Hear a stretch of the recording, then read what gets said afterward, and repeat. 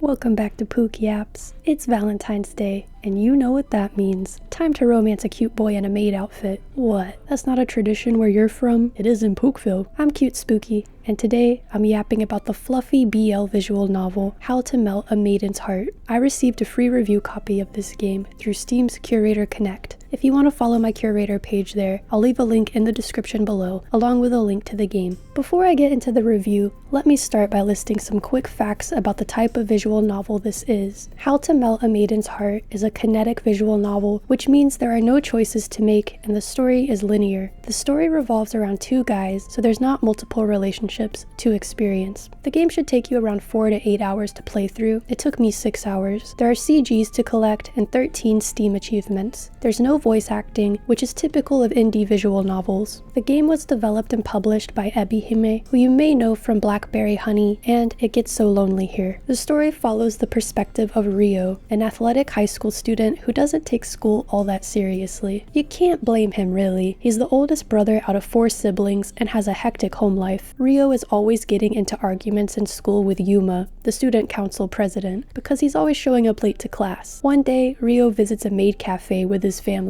and discovers Yuma has been cross-dressing and working there in secret. He decides to blackmail Yuma into helping him seduce his childhood friend Chinami, who rejects him at the beginning of the novel. Every good love story starts off with blackmail. Though the plot is lighthearted, the backstories of the two boys are surprisingly heavy. While there aren't any other guys to romance, there is a colorful cast of side characters to get to know. Chinami is Ryo's childhood friend, who is my best friend now too, because she likes frogs and even wears these cute froggy hair clips. Ryo's dad works hard, but he's also a maid pervert. I mean, who takes a family outing to a maid cafe? Ryo's sister Hitomi is the responsible type, but her casual outfit is surprisingly emo. Really brings me back to 7th grade. And then there's my favorite side character, Yuma's cousin, who runs the maid cafe. Ebihime, I'm going to need you to do me a solid and give this man his own game. The backgrounds are beautiful and have a clean, crisp art style. The CGs are pretty, and you can tell they've had that extra effort put into them to make them feel more special. The character sprites are good, but there's something about Chinami's that looks off to me, but I can't figure out what. The soundtrack sounds fairly generic, with no particular songs really standing out. It works for a visual novel, but there was one song that is really busy and distracting for reading. I believe it's the one that plays when Yuma appears sometimes. If it started out dramatic and then faded into something quieter and calmer, it'd make for better reading music. This game has some small details that I really enjoyed and want to point out. There were small effects next to character models while conversing, which added to their expressiveness. There were also moments where the text was shaking to show emphasis. One of Ryo's younger brothers has a stuffed dino he's always carrying around with him, and the dino's facial expression always matches his. There were also some outfit changes in the game, which is always a treat to see. There were a couple small issues I found though. The character art is a bit inconsistent between the sprites and the smaller portraits shown next to the text sometimes. I'm not sure if it's because these assets were drawn by 2 different people, or if it has to do with the portraits squishing features of the characters' faces. While the CGs are pretty, a lot of them are spoiled in the opening movie of the game, so I suggest you don't watch it until after you complete the game if you want to be surprised. There's also no indication of what chapter you're on, unless you save the game and read the title on the save file, which makes it kinda weird to include them in the first place. I also ran into a bug where only Ryo's facial expression loaded into the scene, but that was pretty funny. The game has been updated since I completed it, so maybe some of these things have already been fixed. I'm not sure about the price point of $11, but I did enjoy my time with the game, so I'd say I'd probably wait for a bit of a sale before picking it up myself. I'm a sucker for the enemies to lovers trope, and the game took inspiration from an anime I liked a lot, Maid,